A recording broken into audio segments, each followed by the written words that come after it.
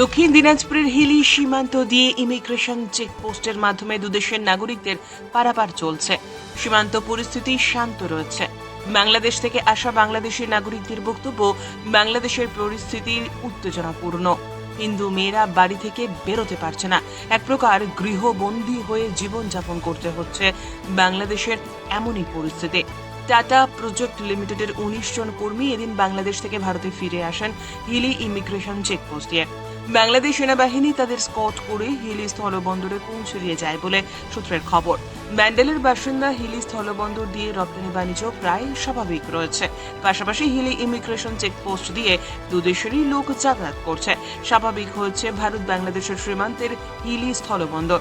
এদিন ভারত থেকে বাংলাদেশে কাঁচামাল জাতীয় পণ্য রপ্তানি চলছে বলে জানালো হিলি এক্সপোর্টস অ্যাসোসিয়েশনের সদস্য সুদীপ্ত কুমার মণ্ডল। এক্সপোর্টের পরিস্থিতি সকাল থেকেই মোটামুটি স্বাভাবিক বোঝা যাচ্ছে। বিএসএফ অফিসাররা 20টা করে গাড়ি ছাড়ার পারমিশন দিয়েছে।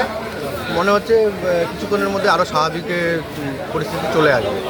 শুধুমাত্র কাঁচা মালগুলো এখন আপাতত যাচ্ছে এবং পাকা মালগুলো যেগুলো আছে সেগুলোরও অফিসার বিএসএফের অফিসারও আপনার অর্ডার দিয়েছে। আমাদের সুবিধা পোর্টালের যে অফিসার আছে জয়ন্তবাবু, উনিও পার্কিংয়ে গিয়ে অর্ডার করেছে এবং কাস্টমসের সুপারিনটেন্ডেন্টও এটা জানে এবং 20টা করে গাড়ি আপাতত ছাড়বে। আচ্ছা, গতকাল যে সমস্ত গাড়িগুলো আটকে ছিল পোর্টে, বাংলাদেশ পোর্টে, তারা কি সবাই ফিরে এসছে? গাড়ি তো ফেলেনি, ড্রাইভারগুলো এসেছিলো। এখন তার মধ্যে কালকে বিকালে 14টা ড্রাইভার আবার ব্যাগ গেছিলো গাড়িটা খালি হবে জন্যে।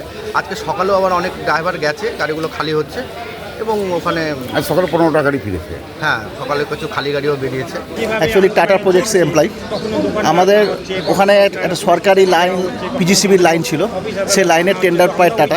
সেই লাইন আমরা করতে গেছিলাম, বছর দুয়েক ধরে লাইনটা চলছিল। ওই লাইনটা শেষ হওয়ার একদম শেষের দিকে আমরা হয় 2-3 মাসের কাজ আছে, তারপরে আমরা লাইনটা হ্যান্ড ওভার করতাম। সেই সময় আমরা এই পরিস্থিতি আমরা সম্মুখী হই খুব। আমরা প্রত্যেক কটা এমপ্লয়ি ছিলাম, সবাই মোটামুটি আমরা আজকে আমরা 19 জন ফিরলাম স্যার। আজকে আমরা 19 জন ফিরলাম, আরও 3 জন আছে আমাদের ঢাকাতে, আমার স্যাররা ঢাকাতে আছে। পরিস্থিতি খুবই ভয়ানক, আমরা নিজের চোখে যা দেখেছি আমরা বলে বোঝাতে পারবো না।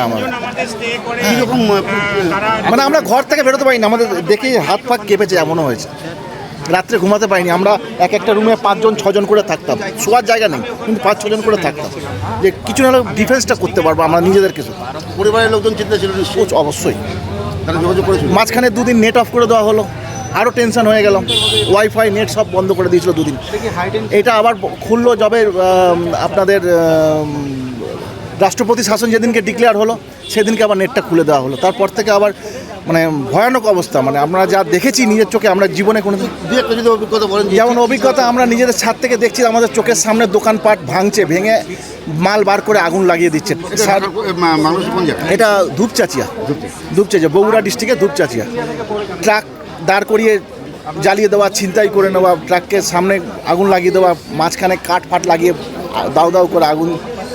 বিরাট অভিজ্ঞতা। এই অভিজ্ঞতা দিয়ে আমি এখানে আপনাদের হয়তো ফিলিংসটা আমি বোঝাতে পারবো না। ওই 2-3 দিন আমাদের যা গেছে, এটা আমরা খুব সহযোগিতা পেয়েছি বলতে আমাদের ইন্ডিয়ান এম্বাসি থেকে, আমাদের টাটা প্রজেক্টস ইন্ডিয়ান এম্বাসিকে বলেছেন, তো ওনারা আবার এখানে ওনাদের খুব সাপোর্ট পেয়েছি। আর্মিরা আমাদেরকে এসকর্ট করে নিয়ে এসেছিল, ওখান থেকে নিয়ে এসে বিজিবির হাতে হ্যান্ড ওভার করেছি। বিজিবি হ্যান্ড ওভার করে এখন ইন্ডিয়ান বিএসএফকে আমাদের হ্যান্ড ওভার করেছে।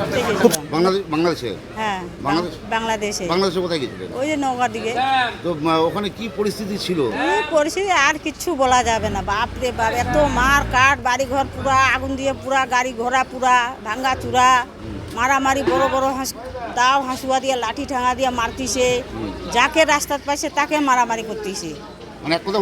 না অত্যাচার, হিন্দু করে বাড়িঘর দোকানপাট সব ভাঙে দিছে, হিন্দু করে রাখবে না। হ্যাঁ, হিন্দুর উপর খুব অত্যাচার করতেছে। হিন্দুর মেয়েরা ঘরের থেকে বাড়াতে পারতেছে না, সব সময় ঘরের ভিতর থাকতেছে। এমন মার ধর করতেছে, বড় দাও হাঁসুয়া নিয়ে।